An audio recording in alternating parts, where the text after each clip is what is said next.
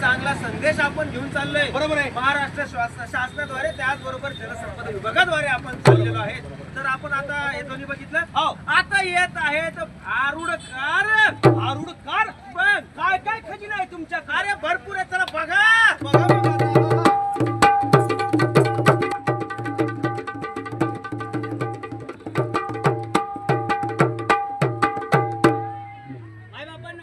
साधू संतांनी महामानवांनी आपल्या समाजाच्या प्रबोधनासाठी भारुडाची निर्मिती केलेली आहे.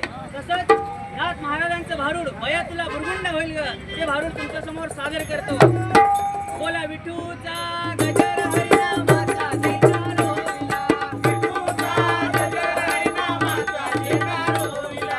विठूचा गजर हरिनामाचा जयकार होईला. विठूचा गजर हरिनामाचा जयकार होईला.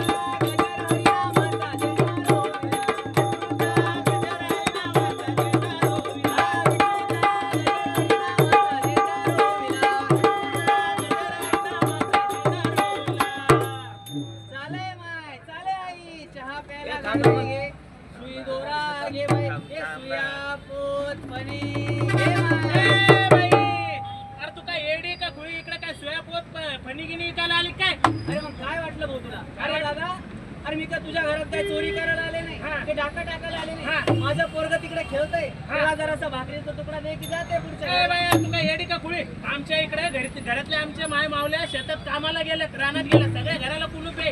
कुठून देऊ तुला भाकरीचा तुकडा? चलवाय तिकडं. माय मावल्या सगळ्या कामाला गेल्या, घराला कुलपा लागले. अरे काऊन खोटं बोलतो भाऊ? काऊन खोटं बोलतो? खोटं बोलतो? मी खोटं बोलतो? अरे मी जर का खोटं बोललो ना तर माझ्या डोळे जाते. कधी मेल्यावर डोळे जातील. अरे बाबा मरण्याचे, अरे मेल्यावर तर सगळ्याच्याच डोळे जातात, पण मरण्याच्या अगोदर जर काही तू 2 डोळे दान करण्याचा विचार जर केला तर 2 आंधळ्यांना दुनिया दाखवण्याचं पुण्य नाही का तुझ्या पदरी पडणार? अरे एवढा तुझ्या शरीरामधून रक्तदान करण्याचा विचार जर केला तर मरता मरता एखाद्या माणसाचा प्राण नाही का वाचणार? अरे एवढा 70-80 किलोचा बॉडी दिला तुला देवानं, तू देहदान करण्याचा विचार जर केला तर एखाद्याचं प्राण नाही का वाचणार? घ्यायला भरपूर आहे पण देण्याची दानत असावी. बरं दादा तू काय दिलं नाही, मी काय घेतलं नाही, परंतु मी काय सांगते ते ऐकून तर घेशील. फुकट आहे का? पहिला आपला माणूस ते म्हणतात ना, इकडचं असलं तर घे ना कोणी, फुकटचं असलं तर आपले एक दोन्ही वरून आजोबा आजी फिरी. अरे दादा फुकटचं का होईना, तू जर माझं ऐकून घेतलं ना तर तुला बुरगुंडा बाई. मला कसं होईल बुरगुंडा? बुरगुंडा म्हणजे याला वेगळंच वाटलंय. बरं मला सांग दादा तुला काऊन नाही होणार बुरगुंडा? अरे बुरगुंडा व्हायला मग लग्नात कुठं झालं अजून? असं तो लग्न झालं नाही. अरे काऊन नाही झालं दादा तुझं लग्न? हे सगळे लोक आहे का हे म्हणते मग वयच नाही झालं अजून. हे सगळे जमलेले लोक वय झालं नाही झालं. बरं काय वय दादा तुझं? 20 वर्ष. अरे मग अजून 1 वर्ष बाकी तुझ्या लग्नाला.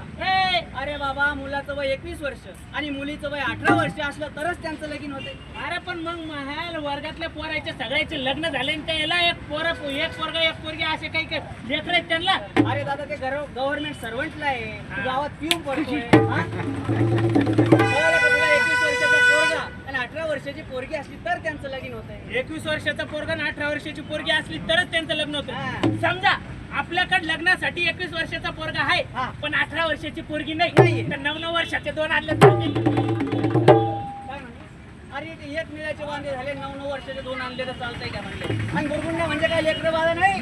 अरे बुरगुंडा म्हणजे ज्ञान, सत्वाचं ज्ञान, माणुसकीचं ज्ञान आणि पाणी कसं वाचवायचं याचं ज्ञान. म्हणून काय म्हणायचं? असा बुरगुंडा होईल बया गे.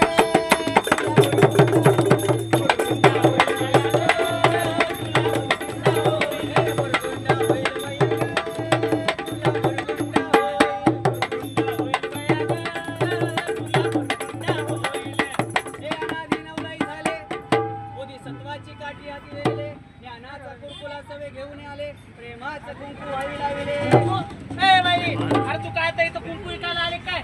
आमच्या माय मावले आता कुंकू लावित नाही, आता लावत्या टिकली. जसा साडी तरच तसा टिकली तरच. अरे दादा त्याला मॅचिंग म्हणतात. हा मॅचिंग टिकली तर टिकली नाही तर भुकली. बस अरे आता आमच्या आईवर कसं कपाळाला छान छान कुंकू लावलंय. कुंकू म्हणजे खरं सौभाग्याचं लेणं आहे. आताच्या बाय मावल्या काय करतात? टिकलीला बाथरूम मध्ये गेला हा. बाथरूमला लावली टिकली बाथरूमची भिंत सौभाग्यवती भव आरसा घेतला आरसा पुढे बसला आरसा सौभाग्यवती भव म्हणजे आपलं खरं लय नाही. बरोबर आहे. आपली संस्कृती आहे. म्हणून माय मावल्याने कुंकू लावलं पाहिजे म्हणून काय म्हणायचं काय म्हणायचं? रे बुरगुंडा होईल बाया ग, तुला बुरगुंडा होईल.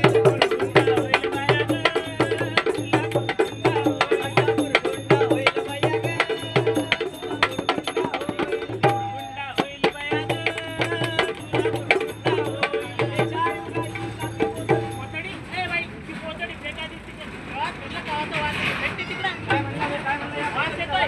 काय म्हणलं या पोतळीचा वास येऊ दे नको. मग ही माझ्या डोक्याची पोतळी दिसते ती साधी सुधी पोतळी नाही मग? तर ही पृथ्वीचं प्रतीक आहे. ही आपली पृथ्वी आहे. हे माझ्या तिकडे लेकरू ठेवतंय ना ते म्हणजे उद्याचं भवितव्य आहे. तुला सांगतो दादा या पृथ्वीवर आधी नदी नाली पशु पक्षी सारं काय होतं पण माणसाने स्वतःच्या स्वार्थासाठी या निसर्गाचा ऱ्हास केलाय झाडे तोडली. आपण ज्या कामासाठी या ठिकाणी आलेलो आहोत ते काम सांगितलं पाहिजे. आपण पाणी कसं अडवायचं पाणी जिरवायचं कसं पाण्याची बचत कसं करायची या माध्यमातून महाराष्ट्रभर फिरतोय बरोबर आहे की नाही. मी तुला सांगतो दादा आपण सगळे ह्या जमलेले शेतकरी आहोत. आपण मोटरीचं बटन दाबलं तिकडे आपल्या वावरात पाणी खळखळ खळखळ वाहतंय म्हणजे आवश्यकतेपेक्षा जास्त पाणी आपलं वाया जात आहे आणि त्यामुळे काय होतंय जमिनीची माती तर वाहून जाते तर पिकाच्या खोडाजवळ असलेलं जीवनसत्व सुद्धा वाहून जात आहे. त्याच्यामुळे पीक सुद्धा खराब येत आहे म्हणून आपल्या शेतकऱ्याचं नुकसान होत आहे. अरे आपल्या गावाच्या अवतीभोवती नदी नाले बारव होते विहिरी होत्या पाट होते अजूनही आहे. त्या नदी नाल्याने आपल्या गावाची तहान भागवली म्हणून आपण सुद्धा त्यांचं रक्षण करणं गरजेचं आहे. आपल्या नदीत विहिरीत तलावात जास्तीत जास्त पाणी कसं साठेल हे आपण विचार करणं गरजेचं आहे आणि त्याचं नियोजन सुद्धा करणं गरजेचं आहे.